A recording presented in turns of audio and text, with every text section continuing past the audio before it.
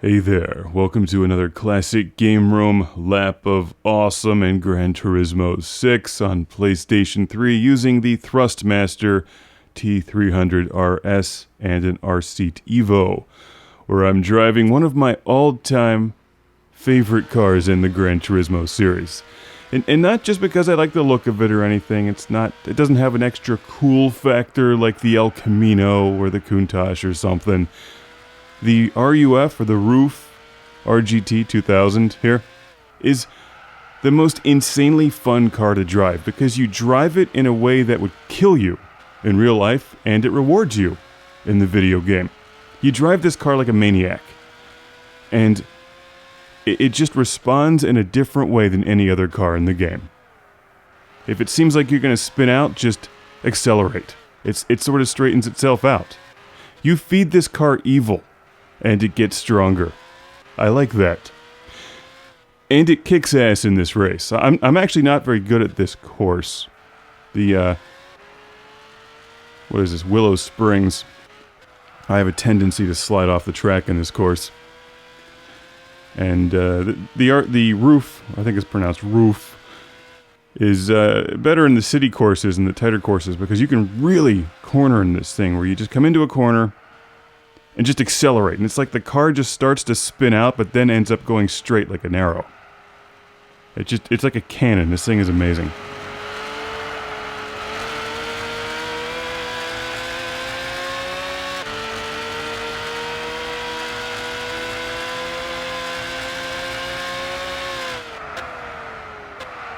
But I managed to control this thing pretty well here in one of the Gran Turismo timed events. This is the intermediate event for whatever date range in August 2016 I'm playing this. Not an easy race. But to handle these corners, I would just accelerate into them, and just keep accelerating. And when the car feels like it's about to spin out, I just continue accelerating. And then jam on the brakes and kind of pull the back end around and then just accelerate again. I mean, this is a rear-engine car, so in that respect it does certainly have different handling characteristics than something like a Corvette or the GTR or something. It feels like it's out of control, but actually it's fairly well behaved once you figure it out. And it's got a lot of power, too. I've been driving this car in the same color since, I can't remember if it was GT3 or certainly GT4. In fact, I think if you watch my Gran Turismo 4 review, you'll see me driving this quite a bit. It was my go-to car, where it handled the same. I just go into corners and just accelerate and like make the car spin out, but then somehow pull it together and be rewarded for it. It's really cool. So if you haven't driven this thing, get it, put a lot of power in it, and then drive it further than you would normally drive one of the other cars. Just push it past its limits. It will reward you.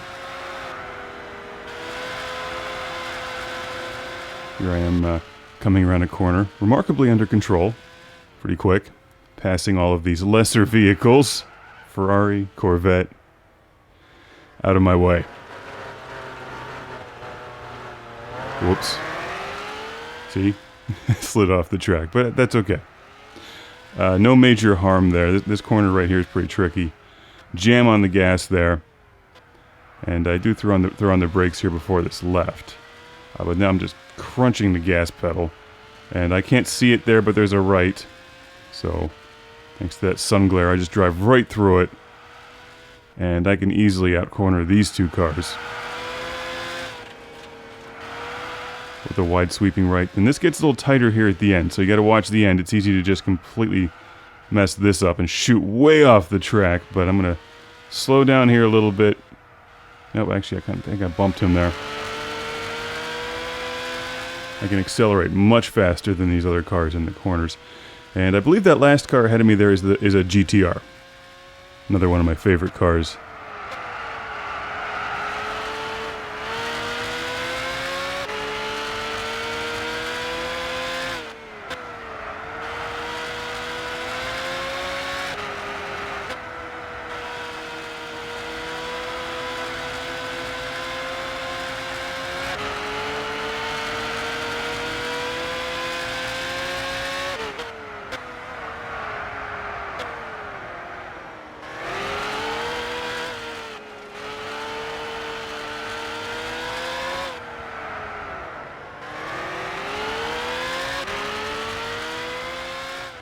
I didn't give him the finger as I passed because I respect the GTR. Anyway, same thing here. Repeat, left, just gun it right through the sun glare. And from here on out, the race actually is not terribly exciting because I'm going to play it safe at this point. I've got the lead, and it's a 5-lap race.